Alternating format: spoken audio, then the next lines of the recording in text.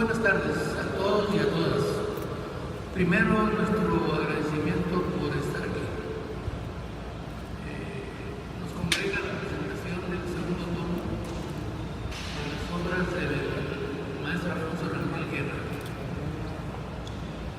Quiero aclarar algo de entrada que aclaré en Ciudad Obregón Sonora, donde fuimos a presentar la obra, porque alguien de allí me preguntó por qué obras y no obras completas. Entonces yo le di la explicación más a la mano. Estuvimos discutiendo mucho por qué no ponerle obras completas, porque el autor está vivo y la tendencia y la costumbre es poner obras completas cuando ya no están escribiendo los autores.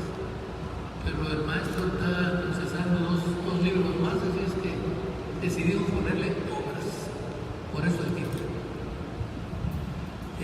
Este proyecto editorial surgió, como toda obra humana, como una iniciativa individual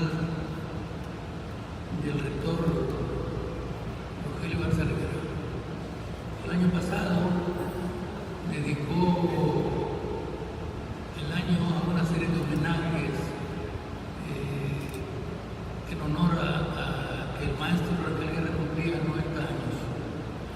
Esa serie de homenajes culminaron con la develación de un busto que está en la Plaza de los Rectores, la Rectoría, y este proyecto de las obras completas.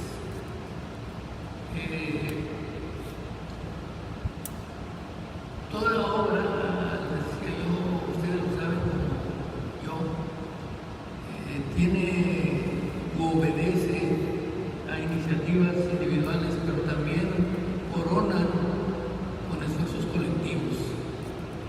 Este libro es un ejemplo de ello. Al rector se le ocurrió, buena ocurrencia, culminar el homenaje al maestro Rangel con la publicación de sus obras. Sobre eso les hablo brevemente. Me toca pues ser el coordinador general de este proyecto editorial y el rector ha tenido tres grandes apoyos, y aquí entra la fase colectiva del esfuerzo que les decía.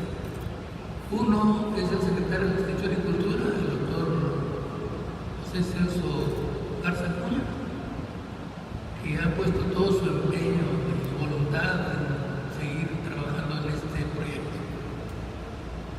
Y el otro es la directora de la Facultad de Filosofía y Letras, la maestra Ludivina Cantortis, que también ha entregado todo su saber y esfuerzo para apoyar este proyecto.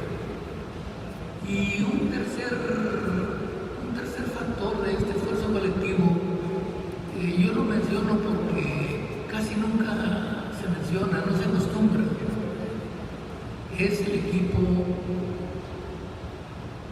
de jóvenes que han hecho posible o que están haciendo posible este trabajo. Aquí vienen en la página legal, abajito de donde viene pues lo que se usa siempre, el rector, el secretario general, etc. Ellos se los voy a mencionar porque este es un gesto mínimo que podemos hacer, porque son los trabajadores de la obra ignorada que no salen, y la gente ve aquí, pero nunca he asistido yo a un evento donde se menciona, salvo en París una vez en la presentación de un libro de la Confederación General de Trabajadores. Ahí sí que lo mencionaron. Bueno, un servidor como coordinador general, la maestra Lourdes Ibarra como la coordinadora ejecutiva, Víctor Barrera Enderle, está por aquí, como el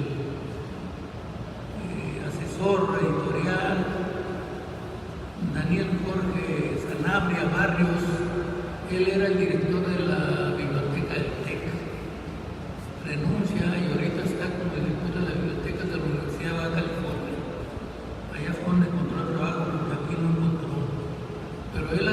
instancia está haciendo la indización de este trabajo, que es un trabajo tan completo y tan necesario en los libros. No es un índice cronológico, sino es un índice, pues, de contexto, ¿no? De los personajes que aparecen. Él nos convenció porque en los índices cronológicos siempre, o individuales, aparece un nombre porque apareció, pero no tiene ninguna trascendencia en la obra. Y él se echó, pues, a cuestas el trabajo de la indización y está trabajando con nosotros. Desde luego, con la tecnología de ahora, eso ya no es dificultad, ¿eh?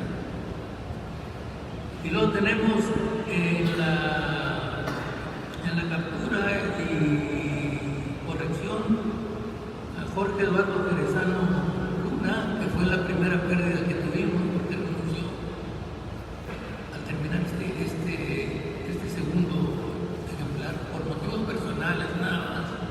Pero ya tenemos el suplente, aquí está, que está desarrollando una labor muy buena con nosotros. Y luego en la captura y corrección y en investigación documental está Reina Alejandra Vera Colunga, que no pudo venir, Francisco Javier Barragán Codina en fotografía, en la cuestión artística, y Melody Arlene Flores Nava en diseño. Melody no está aquí, ella trabaja en Dubái, pero trabajamos con ella igual, a distancia por los sistemas modernos, y a ella le debemos, pues, el diseño. Les digo rápidamente, están diseñados para publicarse 12 volúmenes, y ya estamos trabajando en el tercero. Se los recomiendo porque su contenido son los diarios del maestro. Estoy asombrado de esos diarios, de toda su vida, que tuvo la paciencia y el tesón de hacerlos. Y luego vienen, pues, ya otros que no los voy a cansar ahorita de mencionárselos, más bien temas, pues, ya propiamente de literatura y de investigación literaria.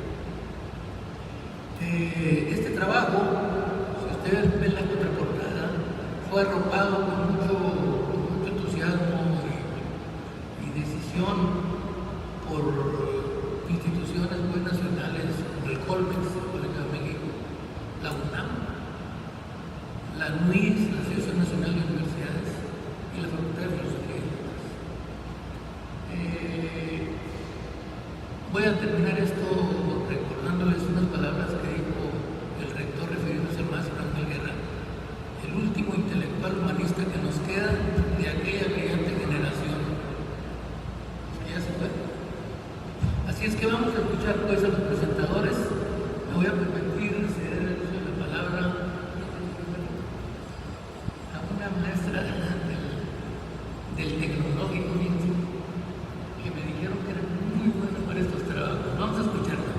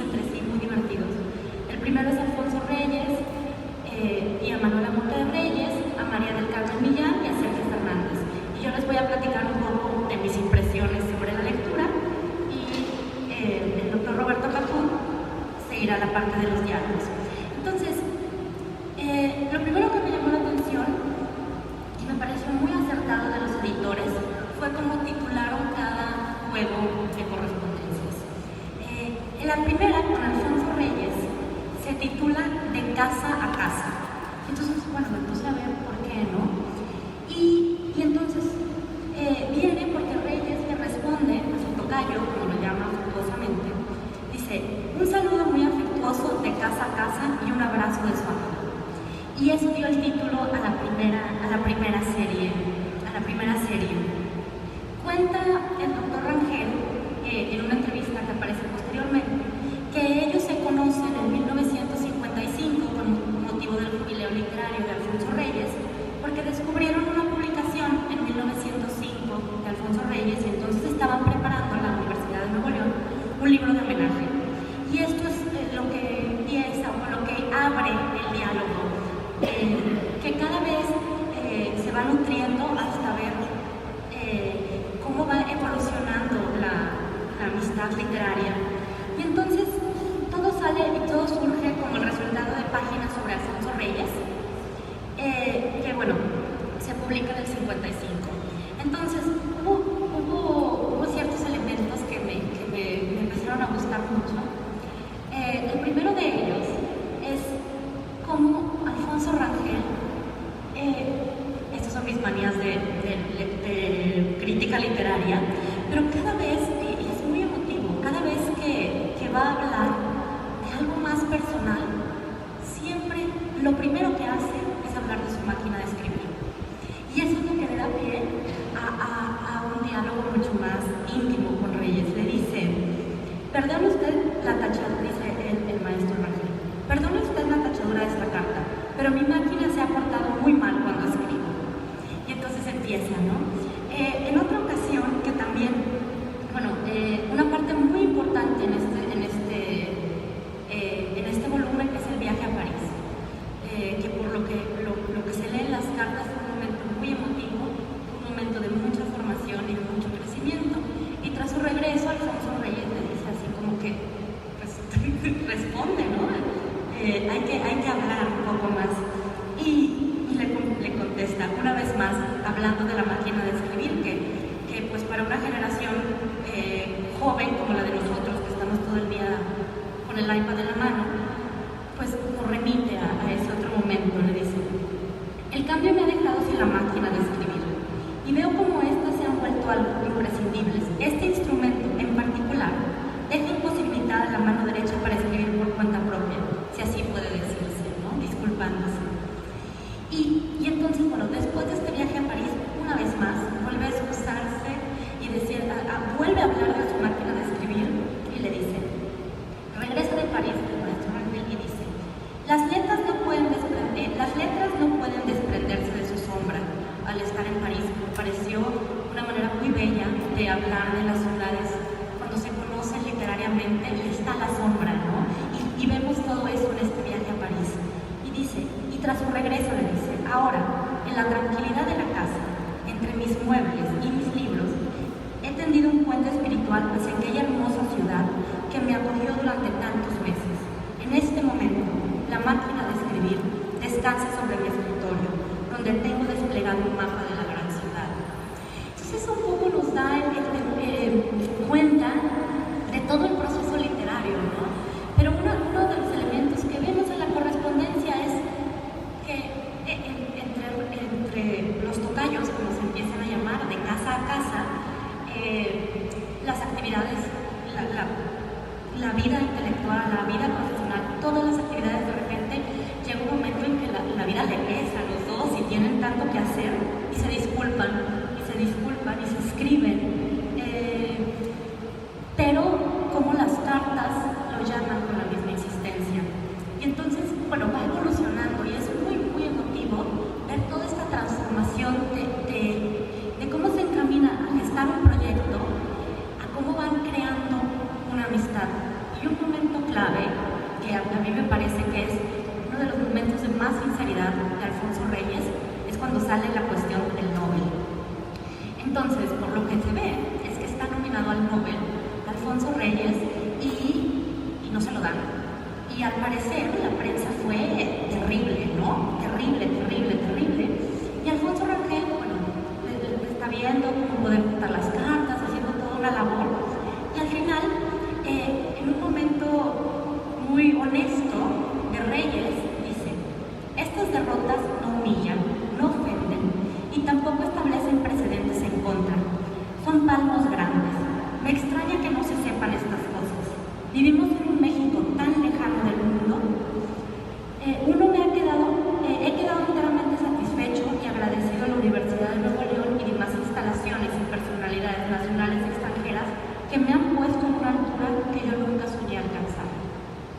Y precisamente ese agradecimiento de Reyes al doctor Rangel es el diálogo que continúa después de esta correspondencia. Y es muy emotivo, también me clavé mucho con la lectura, pero entonces se va creciendo esta amistad literaria y fallece Alfonso Reyes.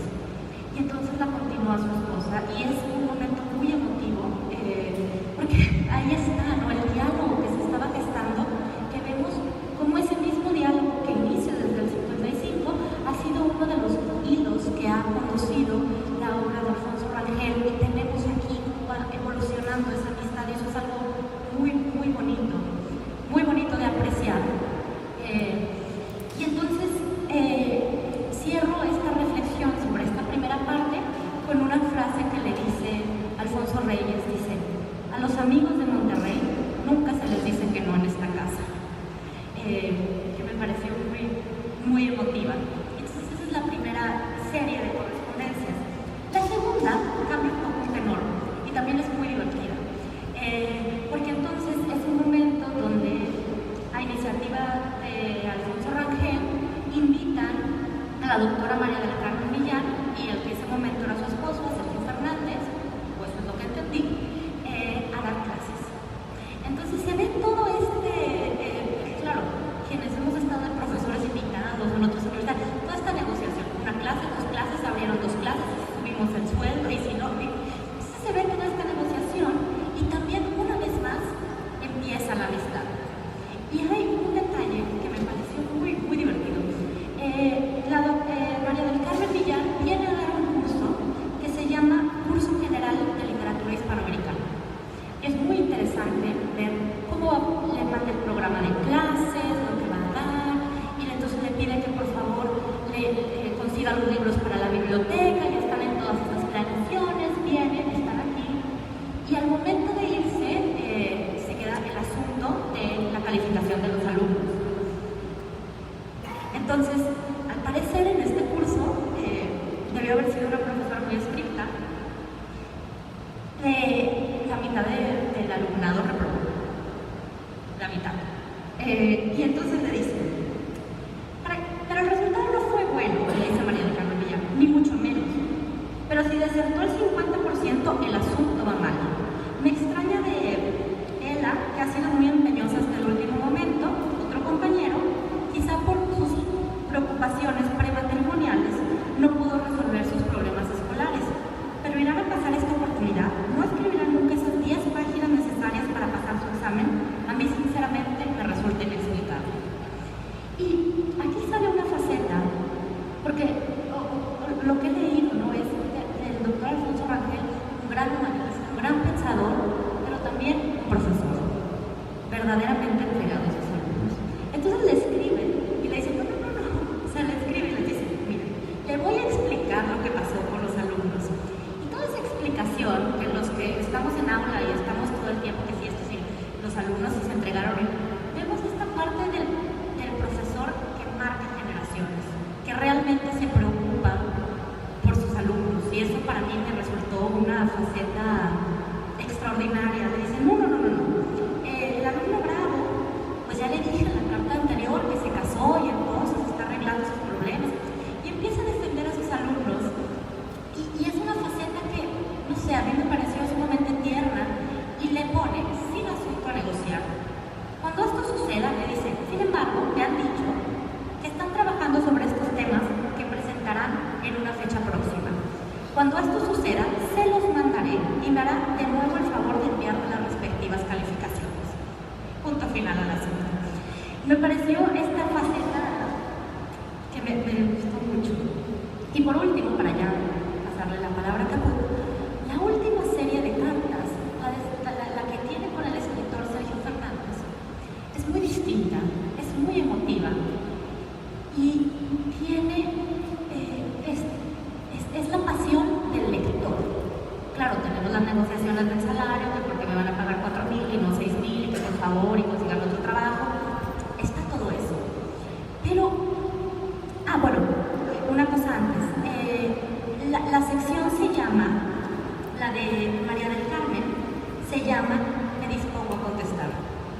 Y es eso, ¿no? Que ella le dice: yo como siempre muy obediente, en cuanto recibo su carta me dispongo a contestar. A lo mejor es para que a usted le dé vergüenza retrasarse tanto y hacerme esperar hasta que crea que debo perder totalmente la esperanza. Y la de Sergio Fernández se llama Un día de tantos. Esto es muy interesante porque vemos en la misma contestación de Alfonso Rangel este ojo de crítico literario. Sergio Fernández firma sus cartas como Un día de tantos. En vez de la fecha, le pone Un día de tantos. Y el doctor Rangel le dice: ¿qué hacer para borrar esas imprecisiones que dejan las cartas viejas, donde se guarda como en medallones la fecha exacta en que se escribieron, solo para marcar la edad en que un determinado pensamiento, un suceso o un giro mental tendrá en nosotros desde que nos habitamos? Quizá por eso usted, sabiamente o inconscientemente, escribe sin lugar y sin fecha. Sus cartas están, pues, ajenas al tiempo y al espacio, mero accidente material de lo que estrictamente debería ser oral y fugaz como la palabra misma, ¿no? Esto que a los mismos editores les llamó la atención, les llama, le contestan, ¿no? Bueno, todo empieza en esta serie de cartas que es muy emotiva, porque Sergio Fernández le recomienda un libro de Virginia Woolf. Y entonces es muy, muy interesante ver esta correspondencia porque vemos las primeras lecturas, la emoción de la primera lectura. Y le dice sobre la señora Dalloway: debo confesar que no me... dice que va a ser una segunda lectura a lápiz en mano para no dejar escapar nada. Es muy interesante porque una vez regresamos a la materialidad. Si con Alfonso Reyes era la máquina de escribir que estaba esperando la contestación, aquí es el lápiz para esa relectura cuidadosa. En una de las entrevistas, hablando de sus libros, el doctor Rangel dice que él no escribe con pluma, que no los raya, que no los dobla, pero sí lo hace con lápiz. Y es esta lectura cuidadosa, esta relectura que vemos aquí. Y entonces, ante su lectura de Dalloway, le dice Sergio Fernández: mucho me gustaría, aunque fuera de vez en cuando, mantener una correspondencia con usted. Ya sabe que es la literatura mi gran aflicción y mi chifladura. ¿Qué mejor que compartir mis entusiasmos como una persona como usted? Y se los comparten. Entonces es maravilloso esas primeras lecturas, ese intercambio inicial. Su primera lectura de Orlando de Woolf dice: tendrá todavía que decir que este libro me inunda. Si de veras existe un libro de cabecera, yo escojo el Orlando de Virginia Woolf. Entonces esta emoción, su lectura de Proust, dice: voy lentamente, con paso muy tranquilo. No vaya a ser que por caminar deprisa se me fuguen algunas cosas. Además, suele suceder que desate lo andado y pose de nuevo mis ojos, como si fuera por primera vez, en todos estos lugares y escondrijos que forman con las palabras. Entonces, esta emoción con la que está leyendo Proust, con la que está leyendo Virginia Woolf, con la que está leyendo La Regenta, es algo que es la vocación del lector.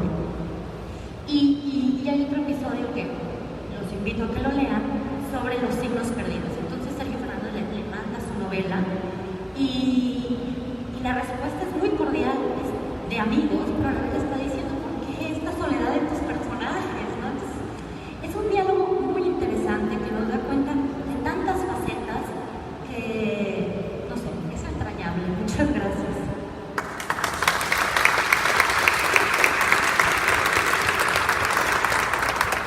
Gracias, Adila. Quiero informarles antes de dar la palabra a Roberto que como no le vamos a dar amigo, le vamos a obsequiar un libro al final del evento. Ahí está la mesa, ya que nos dieron de parte de la Casa del Libro la libertad de poderlo hacer. Espero que no te arrepientas.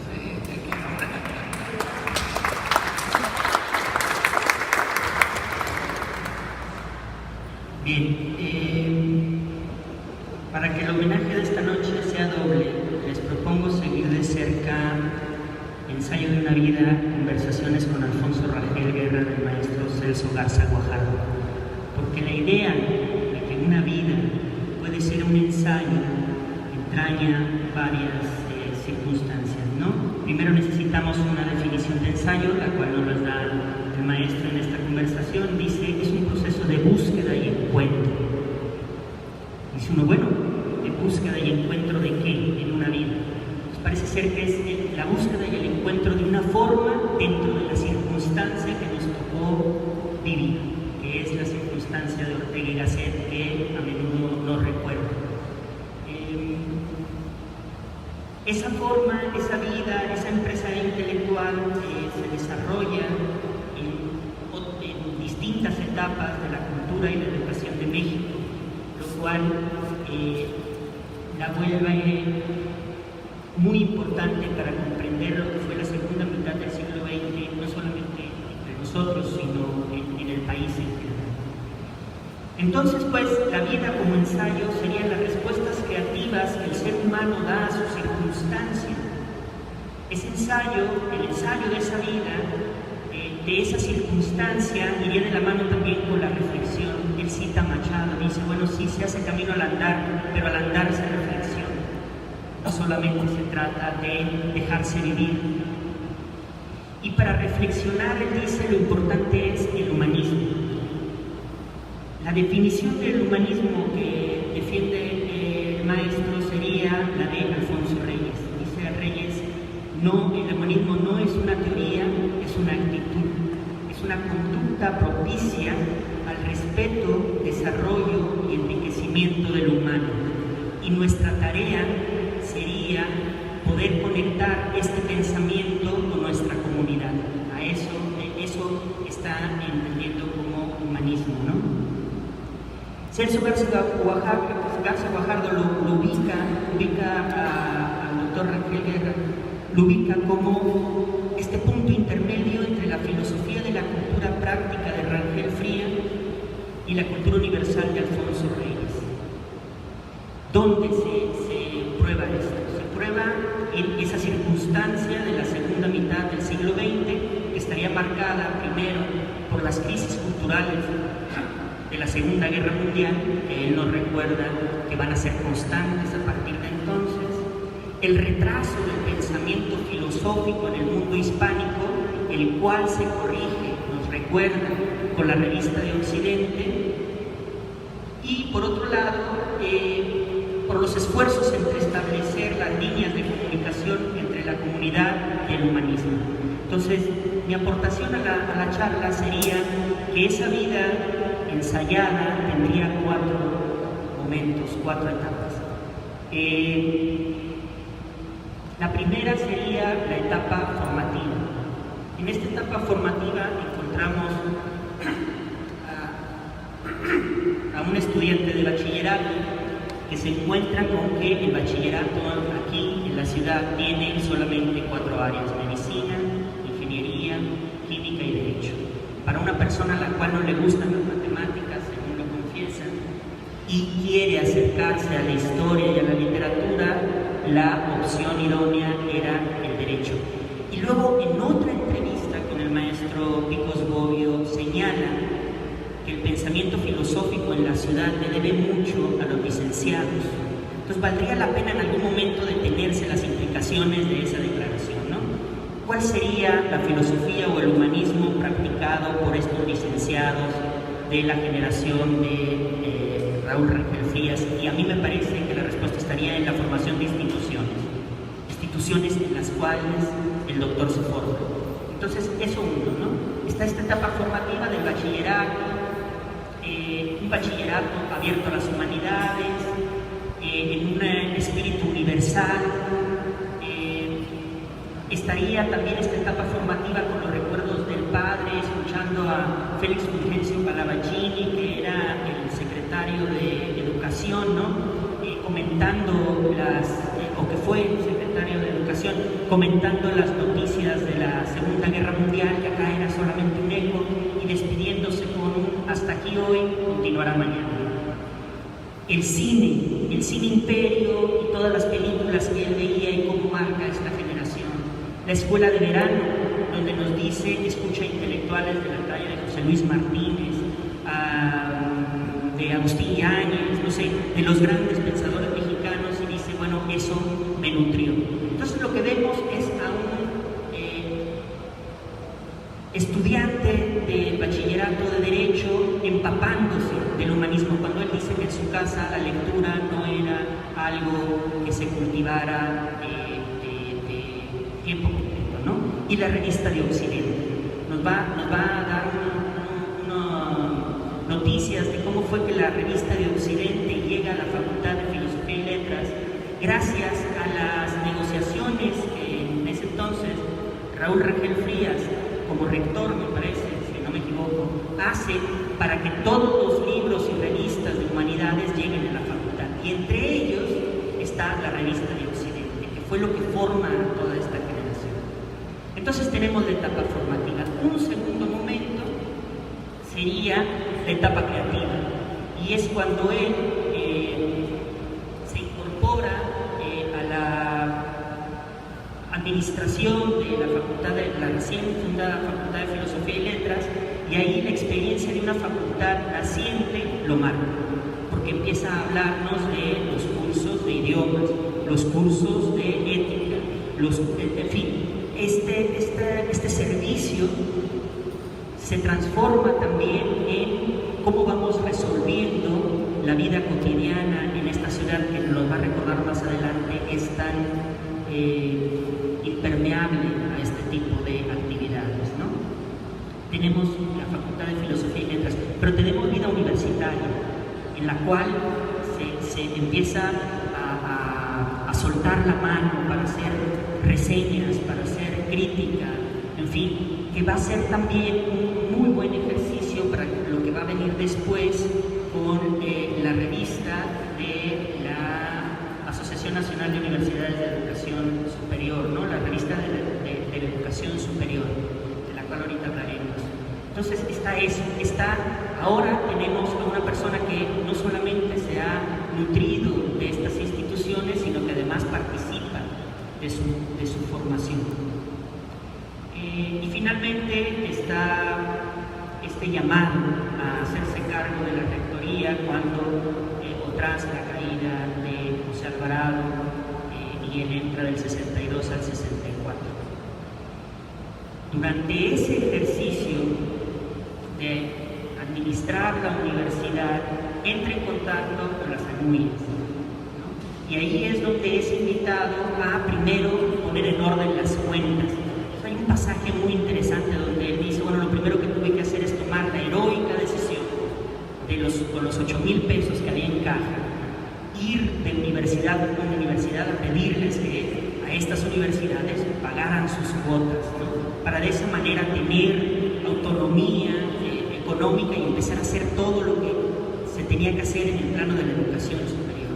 Entonces están esas noticias, está la revista de educación superior que se funda en el 71 y que es un órgano primero donde se difunden los acuerdos, pero también se da a conocer las lecturas que en el mundo se están dando con respecto a este ámbito, donde se publican las primeras datos estadísticos acerca de qué tipo de problema estábamos enfrentando.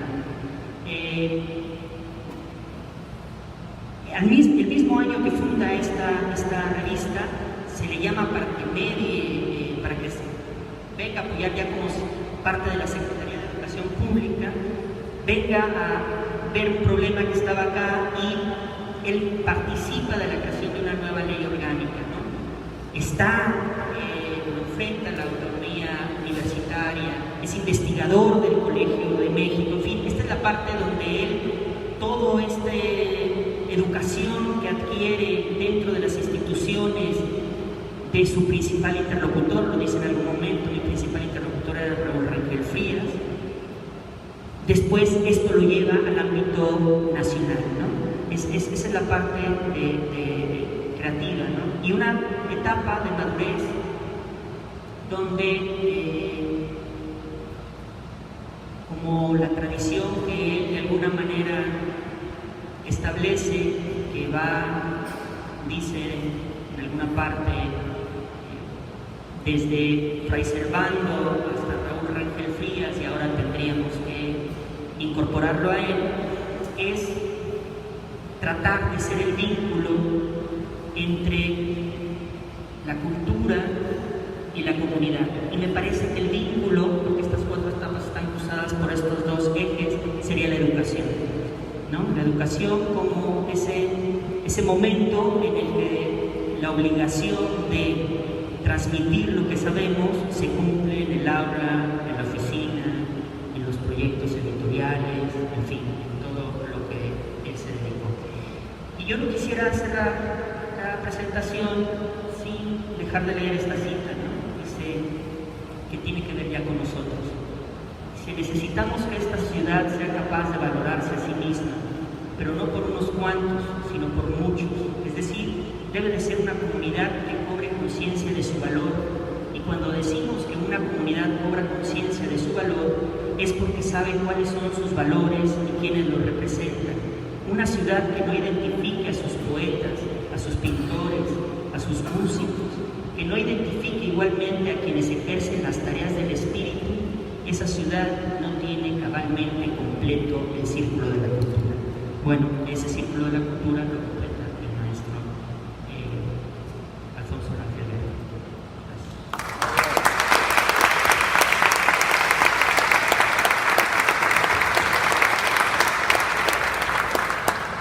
Gracias, Roberto. Bueno, ahora voy a pedir al maestro profesor Miguel Guerra que me diga unas palabras.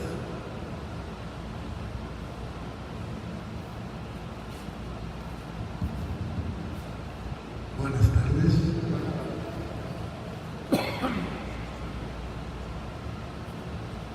Me emociona mucho escuchar a estos jóvenes para referirse a lo que se contiene en las páginas de este libro. Indudablemente es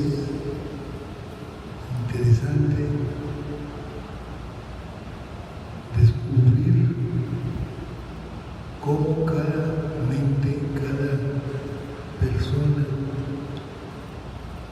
va estableciendo perfiles, circunstancias y características propias del tiempo vivido por el autor del libro comentado.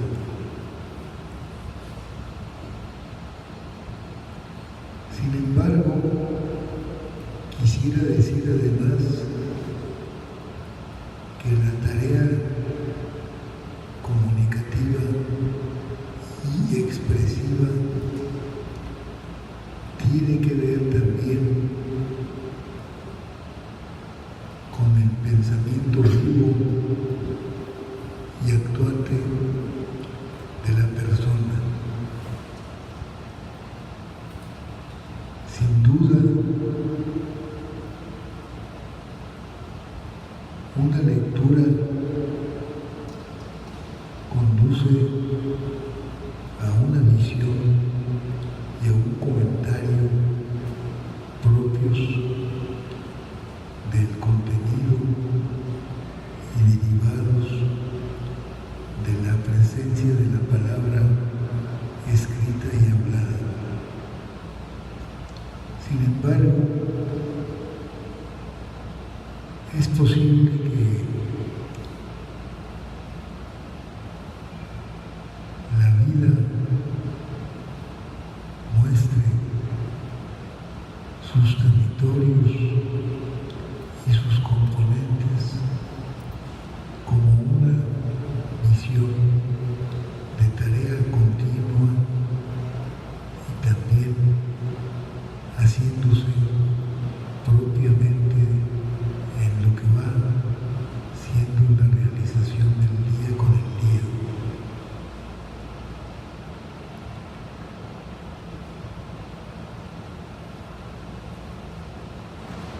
Lo que dice la maestra Hilda Larrazábal se deriva de la lectura que hizo de las páginas de María del Carmen Millán, de Sergio Fernández y finalmente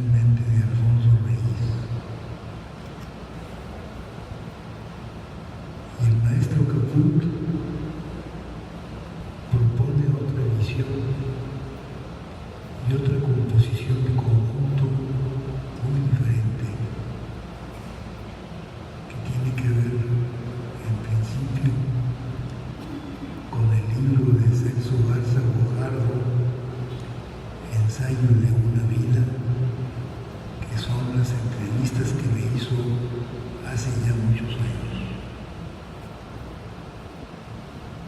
Pero curiosamente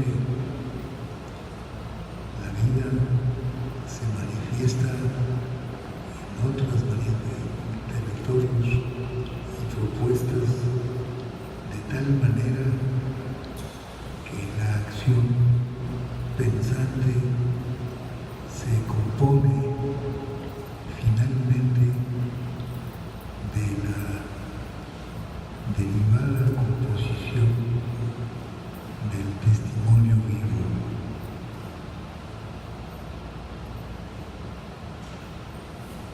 Es posible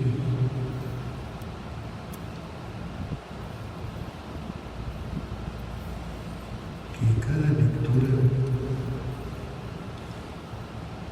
abra territorios y composiciones de diversa manera y establecimiento, porque la vida es así, diversa y continua.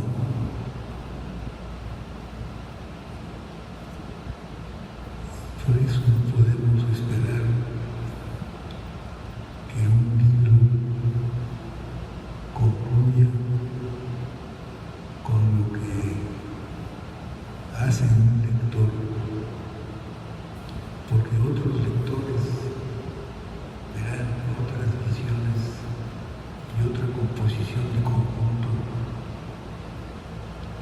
y esta diversidad de componentes propicia la composición establecida a lo largo del tiempo. Creo que estos testimonios que hemos escuchado de la maestra Larrazábal y del maestro Caput abren caminos amplios y diversos sobre el testimonio de la palabra escrita, de tal manera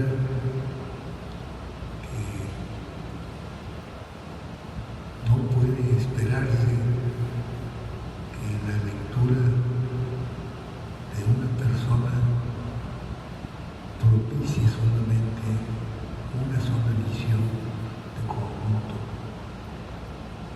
de tal manera que las cosas se establecen de manera propiamente, no sé cómo decirlo, se establecen de manera actuante, operante, y siempre la vida da la posibilidad de establecer la circunstancia de lo que es propiamente el ser, el estar vivo